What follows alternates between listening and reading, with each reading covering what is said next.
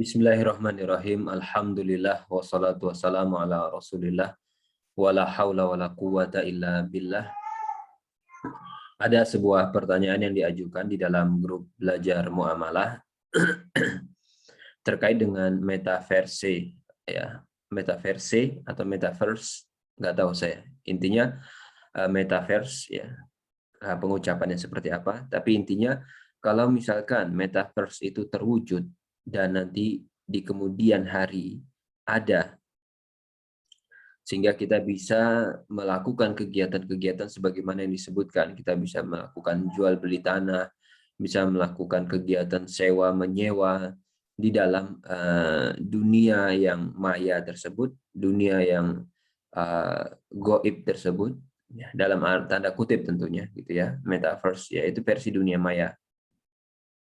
Nah, apakah kemudian hukum-hukum terkait muamalah juga berlaku dan seterusnya atau tidak?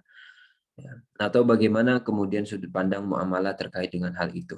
Nah, kalau kita bicara tentang hukum Islam, kita bicara tentang hukum Allah Azza wa Jal, maka Allah Subhanahu wa Ta'ala sudah menyiapkan hukum, aturan yang dia cocok dipakai dan diterapkan di zaman apapun, dimanapun. Karena Islam itu sempurna. Sehingga untuk menjawab kasus apapun bisa. Dan dia akan bisa menjawab semua dengan baik. Ya, tentu akan berlaku juga kaidah-kaidah transaksi, kaidah-kaidah muamalah sebagaimana kita bertransaksi di dunia nyata saat ini. Jadi apakah kemudian nanti di situ bisa ada yang haram, bisa jadi ada yang halal? Iya, bisa. Apakah kemudian nanti dilarangnya karena goror atau yang lain? Itu juga bisa ditinjau. Bisa saja saat ini hal-hal yang seperti tadi, transaksi seperti tadi tidak memungkinkan untuk diserah terimakan, sehingga peluang terjadinya goror cukup besar. Bisa saja di kemudian hari itu tidak ada lagi, ya. Makanya apa namanya? Kalau kita bicara tentang hukum, insya Allah semua bisa dijawab. Baik ya, sekarang juga kayak transaksi-transaksi online di zaman sekarang seperti di marketplace, ya, di kemudian kita jual beli online di media sosial dan seterusnya. Itu di zaman ulama dulu nggak ada, di zaman Nabi juga nggak ada. Tapi bisa terjawab, ya, bisa dijawab.